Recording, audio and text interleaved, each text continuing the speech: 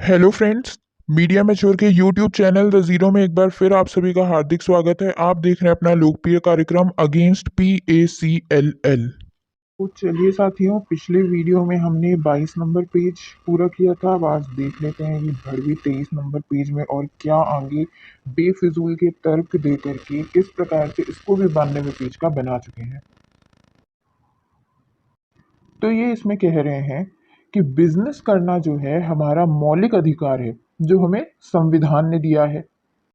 और हमारे उस अधिकार को यह कहकर छीन लेना कि आपने CIS के अंतर्गत लाइसेंस नहीं लिया, जबकि हम 1999 से काम कर रहे हैं, तो ये जो है पूरे तरीके से अनजस्टिफाइड है। यानी कि हमारा मौलिक अधिकार है बिजनेस करना, लेकिन हमने CIS से लाइसेंस नहीं लिया, ये तर्क दे करके हमसे हमारे ये मौलिक अधिकार छीना जा रहा है। ये गलत है। आज इनको ये गलत लगने लगा, जबकि ये CIS के अंतर्गत है। ऐसा सिर्फ और सिर्फ 22 अगस्त 2014 के ऑर्डर में माना गया है। इसके पहले के किसी भी ऑर्डर में ऐसा नहीं माना गया है कि PACL का काम CIS का है। यानी अभी भी ये अटके हैं मानने और न मानने पर। आप करते थे CIS का काम, आज ये साबित हो गया कि 1999 से लेकर के जो भी आपको जितने भी शो कॉज नोटिस दिए गए, जितनी भी जगह पे कार्रवाई हुई, वो सब गलत कार्रवाई हुई। आप शुरू से ही CIS का काम करते थे, आज ये साबित हो गया। ये इनको नहीं नजर आ रहा। इनको नजर आ रहा है कि आज पहली बार CIS का लाइसेंस CIS के अंतर्गत काम करते हैं, ये साबित हुआ।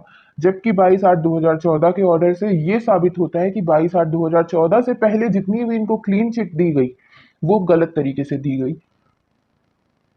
अच्छा, इसके आगे एक और ये बात बोल रहे हैं, सामने आ रही है कि इन लोगों ने जो ये 3 महीने का ऑर्डर पेमेंट करने के लिए ऑर्डर हुआ था 22/8/2014 का, तो उस समय इन लोगों ने कोई अपील की थी सेबी के ही समक्ष कि हमको जो है CIS के अंतर्गत लाइसेंस लेने के लिए परमिशन दी जाए। एक तरफ एक एक करके सारे डायरेक्टर बोल रहे हैं मैं इस कंपनी से रिजाइन कर चुका हूं, मेरे को नहीं पता। मैं उस कंपनी से रिजाइन कर चुका हूं, मेरे को नहीं पता। लगभग लगभग सारे डायरेक्टरों ने अपने हाथ पीछे कर लिए। वो तो सेबी कुछ कुछ को खींच के ले आई, अन्यथा ये सब डायरेक्टर तो ये प्रमाणित कर देते कि ये कंपनी चल ही बिना डायरेक्टरों के रही है। और ऐसे डायरेक्टरों को ये कैसे मौका दे दे कि तुम CIS के अंतर्गत लाइसेंस ले लो। यानी जब इसके ऊपर आई कोई बात तो सारे के सारे डायरेक्टर पीछे हो गए। तो ऐसे पीछे जब होना है तो ये भविष्य में कभी भी हो सकते हैं पीछे। तो गौर हमेशा इन सब चीजों पर भी किया जाता है। जब कंपनी के ऊपर कोई दिक्कत आए तो डायरेक्टर पीछे भाग जाते हैं, फिर उनको कोई भी अपील वपील करने की जरूरत नहीं पड़ती। स्वयं निर्मल सिंह भंगू ने उसमें कहा था कि मैं इस कंपनी से रिजाइन दे चुका हूँ, जिसकी ये कंपनी थी, जिसने इसकी नींव रखी। उसने स्वयं ये चीज बोली थी कि मैं इस कंपनी से रिजाइन कर चुका हूँ इस वर्ष में। न जाने कौन सा वर्ष था वो, पिछले किसी वीडियो में आप सुनेंगे तो याद आ जाएगा। तो उसने वहां पे बोल दिया कि मैं रिजाइन दे चुका हूं। उसके बाद जो इस कंपनी को चला रहे हैं ये उनको पता, मेरे को नहीं पता। मेरे सामने तो प्लॉट ही देती थी। अब CIS का करती है नहीं करती है मेरे को जानकारी नहीं है। तो इस प्रकार की कंपनी जिसका कोई डायरेक्टर उसकी जिम्मेदारी लेने को तैयार नहीं है, उसके लिए ये बोल रहे हैं कि यहाँ पर हमने उनको बोला था कि हमको CIS के अंतर्गत लाइसेंस देने की परमिशन दी जाए, तो सेबी ने हमारी एप्लीकेशन रिजेक्ट कर दी। और ये जो है एक प्रकार से तानाशाही हुई। हमारे आर्टिकल 14 का इन लोगों ने उल्लंघन किया। मतलब हमको जो संविधान द्वारा अधिकार दिया हुआ है बिजनेस करने का, ये सब चीजों को इन लोगों ने खत्म कर दिया। हमारे मौलिक अधिकार का हनन किया, ये कहना चाहते हैं। जबकि सेबी तभी लाइसेंस देने के लिए परमिशन देती, एक पहली चीज तो इसकी कोई जिम्मेदारी ले, डायरेक्टर इसकी जिम्मेदारी ले, निवेशकों की तरफ से ये फालतू की एसोसिएशनें बन करके कंपनी का साइड ले रही हैं, ये ना हो। और तीसरी चीज, जितना इसको पेमेंट करनी है उतना मैच्योरिटी अमाउंट जोड़ करके, बल्कि उससे थोड़ा सा अधिक ही इसके पास होना चाहिए लौटाने के लिए। आज की जिस तारीख को ये केस चल रहा था, उस तारीख को इसके पास उसका आधा भी नहीं था, तो वो किस प्रकार लौटाती। तो ये हर एक चीज मद्देनजर रखते हुए परमिशन दी जाती है, ऐसे ही नहीं कि बस मौका दो मौका दो मौका दो। चलिए आगे देखते हैं क्या बोल रहे हैं। अब इसके आगे और गुमराह करके ये बोल रहे हैं कि सेबी का ये आरोप है कि 1999 से लेकर के PACL जो है कानून तोड़ रही है, जो कि इनके हिसाब से गलत है। तो ये क्यों कह रहे हैं गलत है? क्योंकि 22/8/2014 को सेबी ने बोला ना कि ये CIS का काम कर रहे हैं।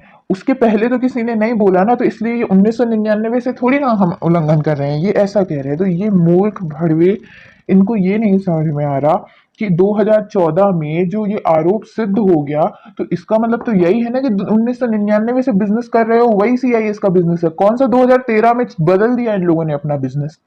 जो बिजनेस शुरुआत से करते आ रहे थे, जिस बिजनेस की नींव रखी इन लोगों ने, वही बिजनेस 22/8/2014 तक चला। उसी पूरे बिजनेस पर आरोप लगा कि ये सीआईएस के अंतर्गत है।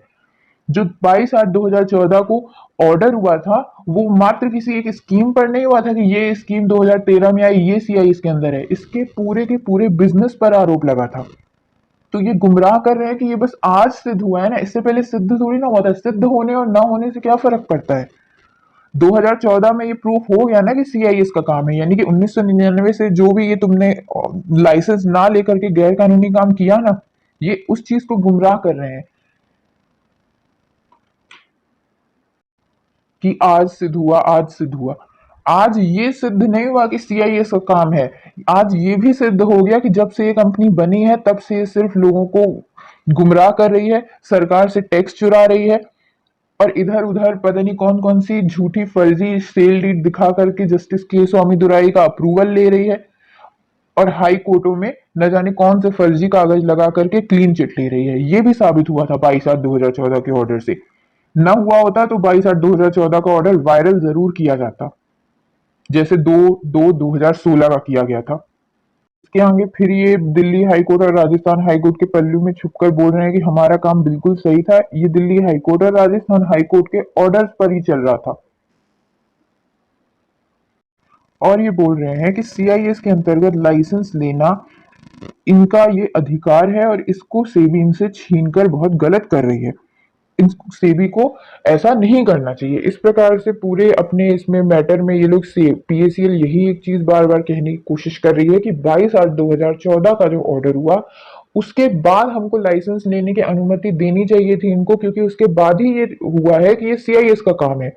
यानी एक तरफ ये बोल रहे हैं कि हाँ सेबी सही है, सीआईएस का काम कर रहे हैं हम, और दूसरी तरफ ये क्षमा भी नहीं मांग रहे हैं कि हमने सीआईएस का काम किया।